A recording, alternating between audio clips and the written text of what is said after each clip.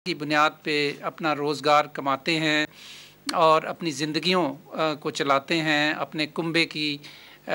खुराक का बंदोबस्त करते हैं और दीगर बुनियादी ज़रूरियात के लिए वो दिन भर मेहनत करते हैं, जो कमाते हैं उससे फिर वो कुंबा जो है वो खाता है। तो इन चीज़ों को मद्देनज़र रखते हुए लॉकडाउन में ईज़ किया गया। बैक वक्त बीमारी बढ़ रही है, फैल रही है, अमवात ज़्यादा हो रही हैं। अब हम रमज़ान में हैं और रमज़ान के शुरू में हमने मसाजिद के लिए कुछ SOPs आपके सामने रखे थे। उन पे किसी कदर अमल हो सका, किसी कदर अमल ना हो सका। आज जुम्मतुल विदा है। मैं आपको सब इस सिलसिले में जुम्मतुल मुबारक की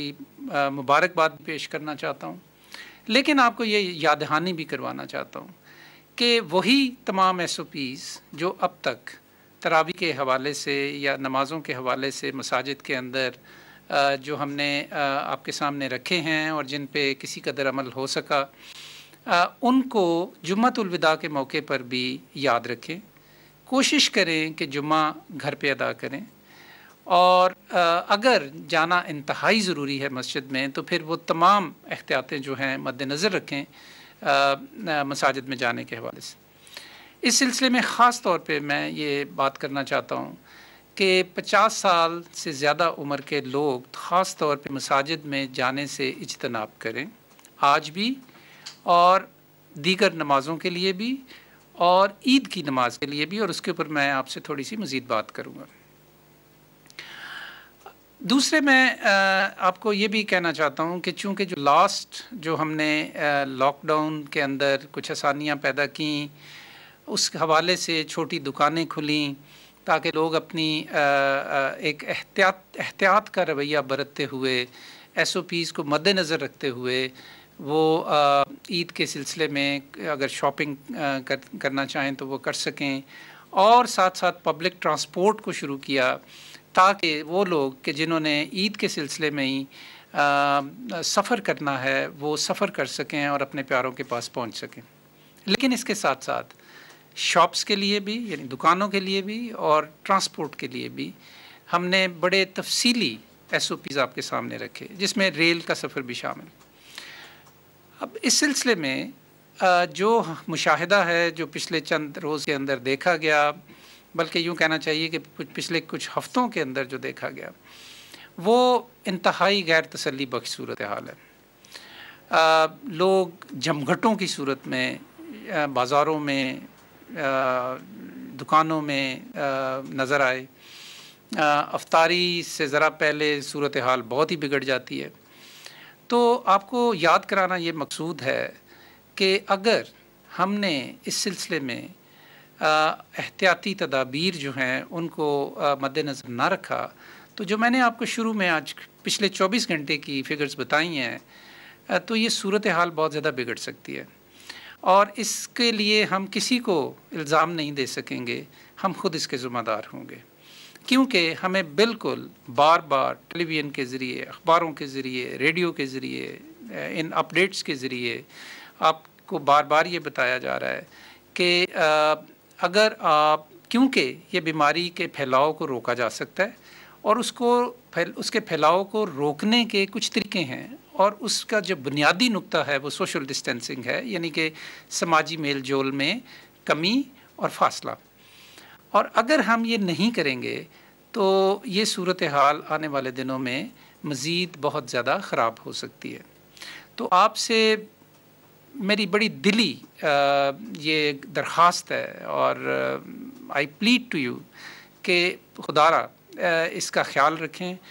ज़िंदगी भी अपनी जारी और सारी रखें, लेकिन एक एहतियात के रवैये के साथ। अब आखिर में मैं आपसे बात करना चाहता हूँ जी, ये जो शॉपिंग और पब्लिक ट्रांसपोर्ट के हवाले से मैं आपको ये बताना चाहता हूँ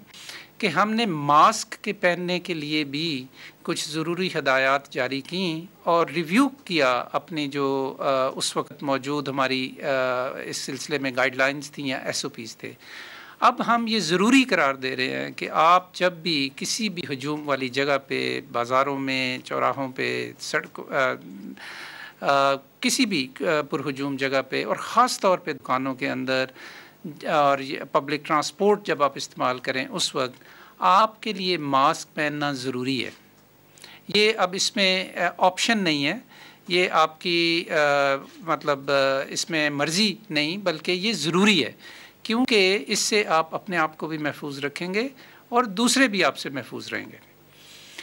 आखिर में जी मैं ईद की बात करना चाहता हूँ। तो सबसे पहले तो आपको एडवांस ईद मुबारक, और दूसरे ये कि ईद की नमाज, चूँकि ईद हमारी नमाज से शुरू होती है, तो ईद की नमाज जो है वो उसके लिए वही तमाम तदाबीर आपने बरूए कार रखनी है कि जो आपको रमज़ान में तरावी के लिए या दीगर नमाज़ों के लिए मसाजिद के हवाले से आपको इन गाइडलाइंस दी गई हैं। तो उसमें भी बुनियादी बात यही थी, जिस तरह हमने रमज़ान में कहा कि आप बजाय मस्जिद में जाने के हर घर को मस्जिद बना लें, तो अब भी हम यही कह रहे हैं कि आप घरों के अंदर अगर ईद की नमाज अदा करें तो इससे अच्छी कोई बात नहीं। दूसरे ये कि ईद का जो मौका है और ईद से पहले ये जो आखिरी अब हफ्ता है, इसमें चूँकि लॉकडाउन की वजह से बहुत ज़्यादा लोग मुतासर हुए हैं आपके गिरदो नवा के अंदर, आप अगर ऐसे लोगों को जानते हैं तो ये एक ऐसा मौका भी है कि जहां आप बाहर निकलें और इन लोगों की मदद करें एक ऐसे तरीके से कि जिससे उनकी इज़्ज़त नफ्स भी मजरू ना हो और उनकी मदद भी हो जाए। पाकिस्तान में जब भी कोई इमरजेंसी होती है तो पाकिस्तान का बड़ा ज़बरदस्त खूबसूरत चेहरा सामने आता है कि जिसमें शेयरिंग होती है और हम एक दूसरे की मदद करते हैं और बग़ैर कहे करते हैं। तो इस हवाले से आप सब लोगों से जो जिनकी इस्तेदाद में ये बात है, उनसे हमारी इस्तदा है कि वो अपने इर्द गिर्द, अपने गिरदो नवा में, अपने अजीज़ व अकारब में भी, अपने महल्लों में, कॉलोनीज़ के अंदर, अपार्टमेंट्स के अंदर ऐसे लोग जिनके बारे में आपका ये ख्याल है कि वो इस लॉकडाउन में की वजह से उनके रोज़गार मुतासर हुए हैं या उनको ज़रूरियात पूरी नहीं कर सकते इस वजह से, तो प्लीज़ हम सब का ये फ़र्ज़ है कि हम ऐसे हमवतनों की मदद इस तरीके से करें कि उनको महसूस भी ना हो, उनकी इज़्ज़त नफ्स भी मजरू ना हो और उनकी मदद भी हो जाए। और तीसरी और आखिरी चीज़ ये है जी कि, और ये मैं इस बात पे अपनी बात ख़त्म करूँगा आज, कि ये जो ईद है ये बड़ी मुख्तलिफ़ ईद है। इस ईद को ये ईद एक तरफ और बाकी तमाम ईदें जो अब तक हमने गुजारी हैं वो एक तरफ। इस ईद में जो सबसे बड़ा आपने जी फ़र्क डाल देना वो ये है कि इस ईद पे हमने गले नहीं मिलना एक दूसरे के, बल्कि एक फ़ासला रख के एक दूसरे को ईद मुबारक देनी है और मास्क का इस्तेमाल करना है और एक दूसरे को मुबारकबाद ज़रूर देनी है, लेकिन एक एहतियात के साथ, एक फ़ासले के साथ और बग़ैर गले मिले, क्योंकि जब गले मिलते हैं तो इस इन्फेक्शन के फैलाव का वो मूजब बन सकता है और बहुत तेज़ी से लोगों के अंदर वबा फैल सकती है। तो इसलिए